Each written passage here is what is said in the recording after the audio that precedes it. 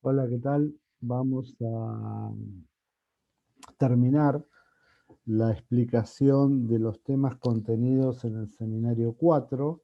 La clase anterior habíamos visto más o menos la primera, segunda y tercera parte, y hoy vamos a redondear con las últimas dos que quedan. Bueno, estas dos partes son relativamente, razonablemente sencillas, y la primera trata sobre la vinculación que existe entre las energías libres y el trabajo que puede realizar el sistema, ¿sí?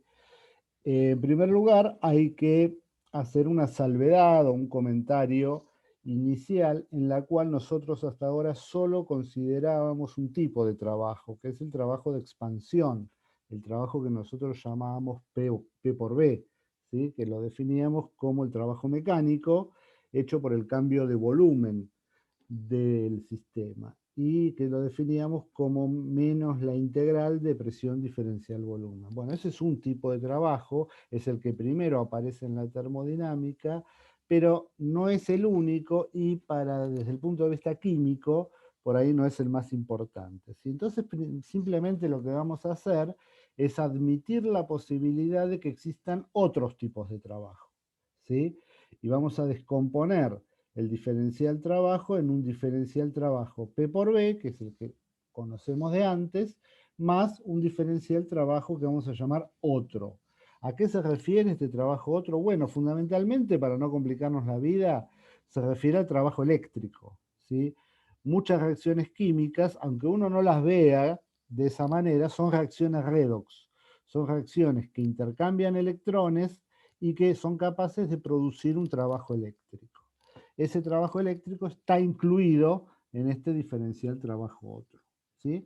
Eso es para distinguir la posibilidad que va a tener una reacción química de realizar varios tipos de trabajo. Un trabajo es puramente expansivo, ¿sí? Que está vinculado con el cambio de volumen y con el cambio en el número de moles que conlleva esa reacción, y otra con otros tipos de trabajo que son en el fondo los que nos van a interesar más de acá en adelante. Bien, piensen siempre como ejemplo del trabajo otro en el trabajo eléctrico.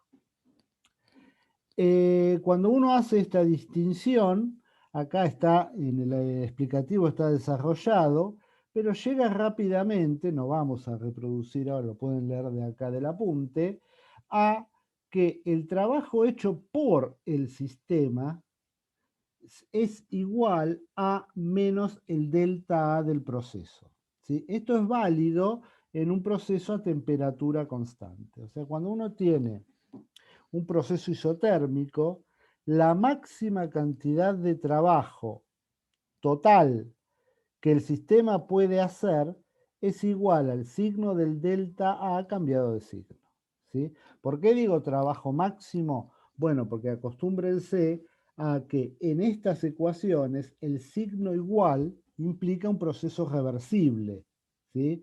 El trabajo máximo se logra cuando el proceso es reversible.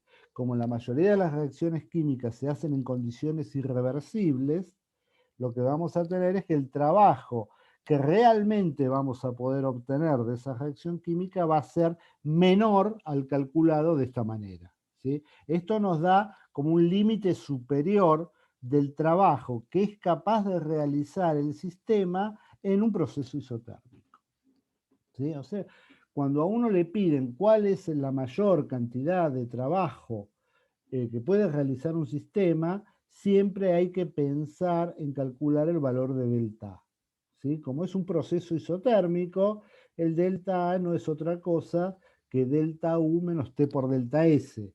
Así que ya estamos en condiciones de calcular esa cantidad. Fíjense dos comentarios sobre esto. Es el trabajo hecho por el sistema, ¿sí? Ahí siempre hay que tener cuidado con los signos. ¿Y a qué trabajo se refiere? Es el trabajo total. Este es el trabajo total. P por B y no P por B.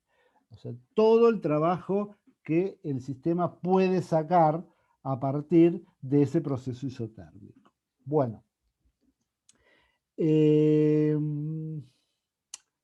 bien, si uno analiza lo mismo, o sea, hace el mismo análisis pero ahora trabajando sobre la función G, sobre la energía libre de Gibbs, llega a una conclusión similar.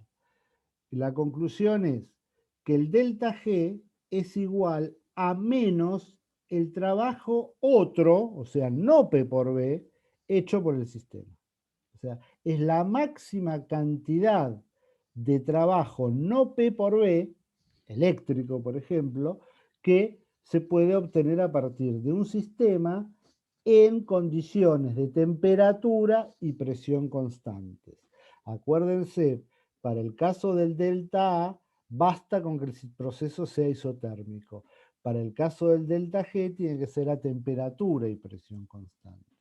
Fíjense que esta cantidad nos dice qué trabajo útil podemos obtener del sistema, por supuesto, como hay una igualdad, en condiciones reversibles. Si la reacción química se hace en circunstancias irreversibles, que es la mayor cantidad de las veces, el proceso el sistema va a poder hacer una cantidad menor de trabajo, ¿sí? Eso siempre hay que tenerlo en cuenta. La igualdad nos da siempre la máxima cantidad de trabajo que podemos obtener del sistema. Bien, por esta razón, a esta variable termodinámica, la energía libre de Gibbs, se la llama precisamente energía libre. Uno tiene que pensar el problema de esta manera. Uno tiene un proceso que, pónganle para más claridad, es exotérmico, o sea, libera calor. De todo ese calor liberado, una parte no se puede usar para hacer trabajo. ¿Cuál es esa parte? T por delta S. Esa cantidad de calor, una fracción del calor liberado, es retenido por el sistema como energía térmica. O sea, no es posible convertir esa cantidad en trabajo. Entonces, la energía libre, que es delta H menos T por delta S, nos dice precisamente qué cantidad de esa energía liberada en forma de calor la vamos a poder usar efectivamente como trabajo. Por eso, de ahí viene el nombre de energía libre.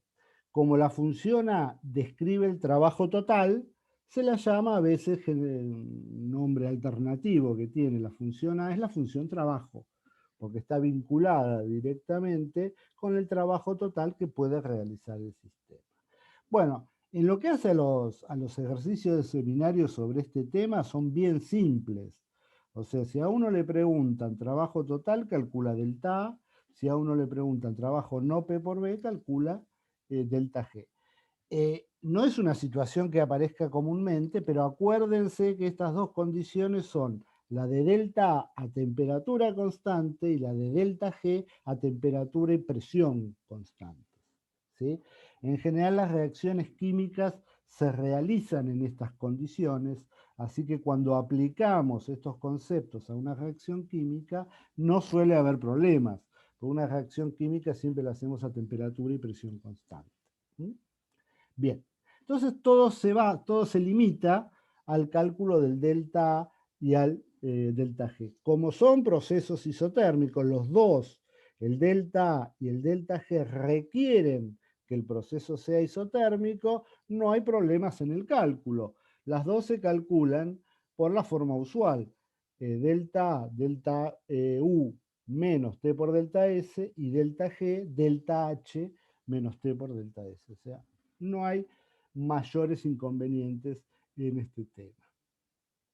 Bueno, acá hay un ejemplo donde pueden ver cómo se hacen las cuentas y pasamos directamente al cálculo sistemático de delta H y delta S conociendo información de delta G. Bueno, esto va a ser un poco el nudo de lo que va a seguir en la materia. ¿Sí? Son cuestiones que después aparecen continuamente.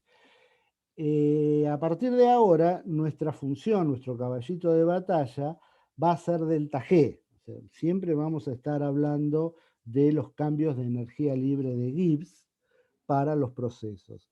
La función G se asocia directamente, lo vamos a ver en un ratito, con otra variable termodinámica que es el potencial químico, que también va a ser muy usado en la materia de acá en adelante.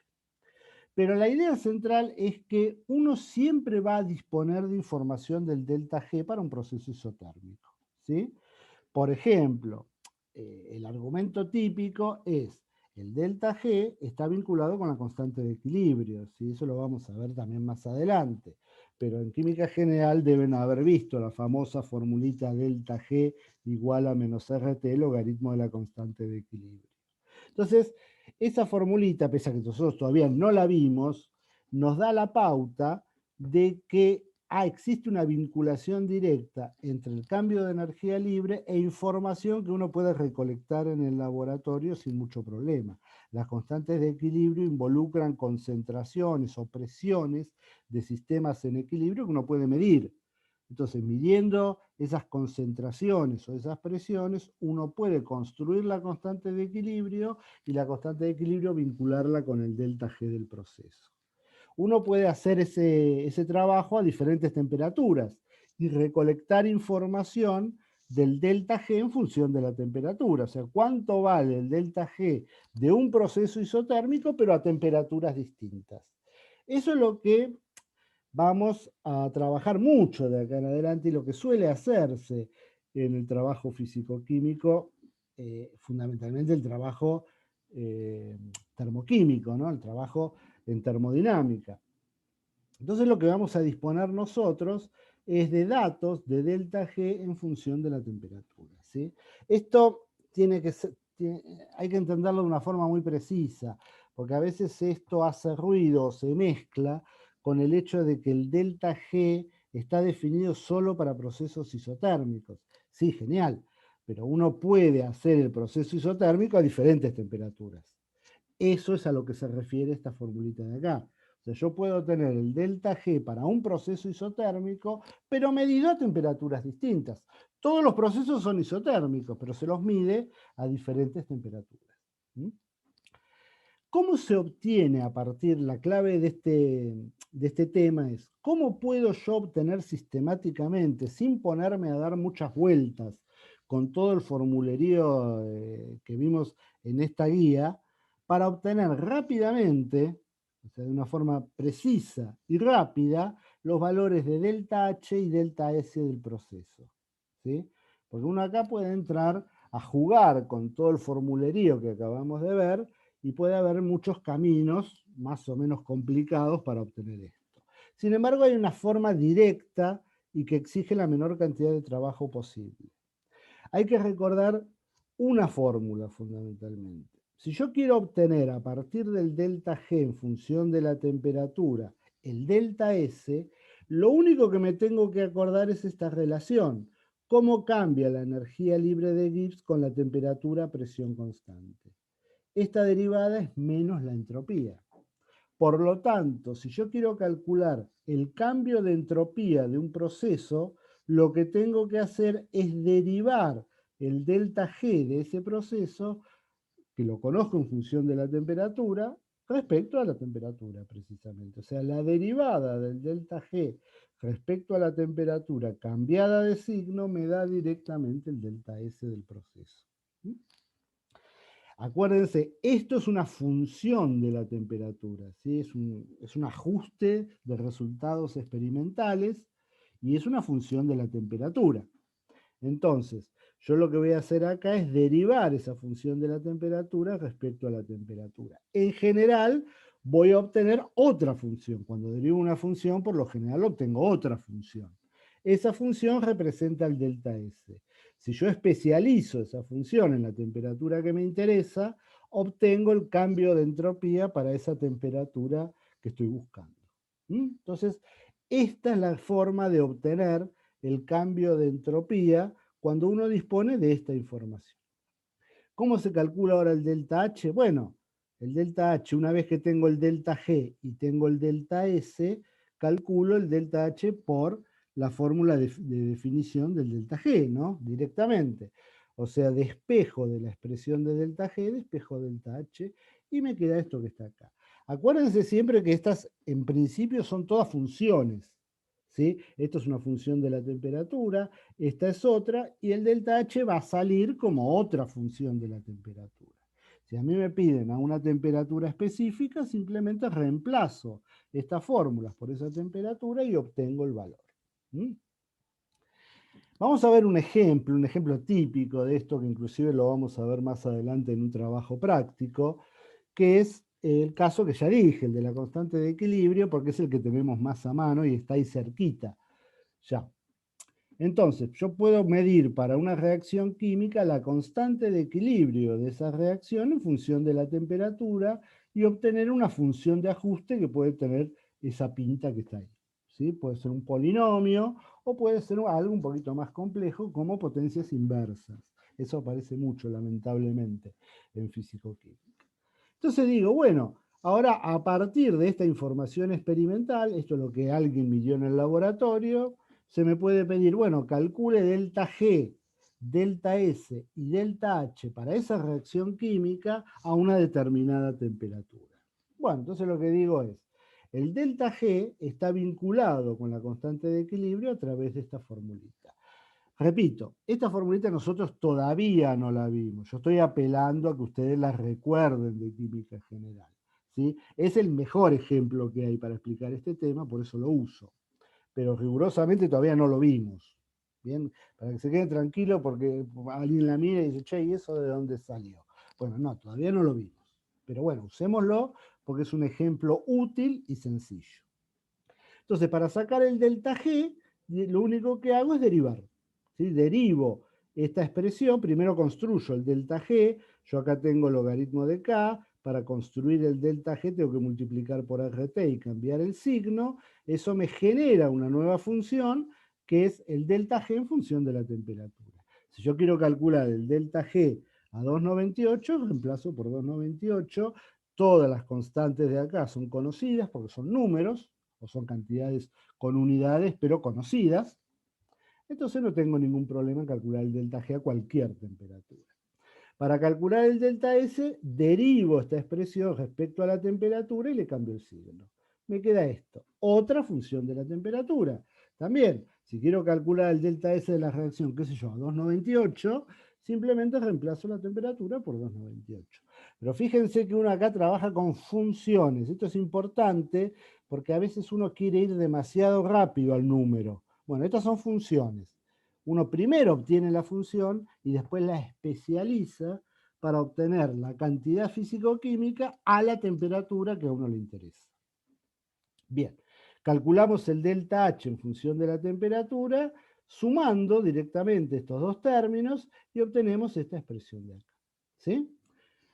Entonces, hay que acordarse siempre que cuando uno tiene algo vinculado con el delta G y quiere sacar delta H y delta S, el proceso es bien sistemático, o sea, uno no tiene que empezar a dar vueltas, tiene que ir directo a esto, porque si no lo más probable es que uno meta la pata.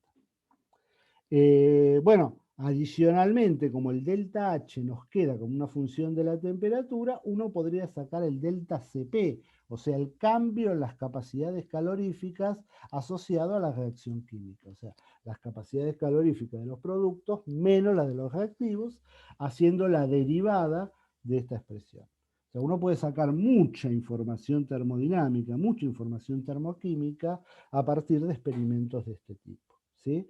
Bueno, en el seminario tienen 2 ejercicios sobre estos temas muy fáciles, muy directos, así que no creo que lleguen a tener problemas con esto, ¿sí? Bueno, esta clase la cortamos acá y seguimos en un minutito, ¿sí?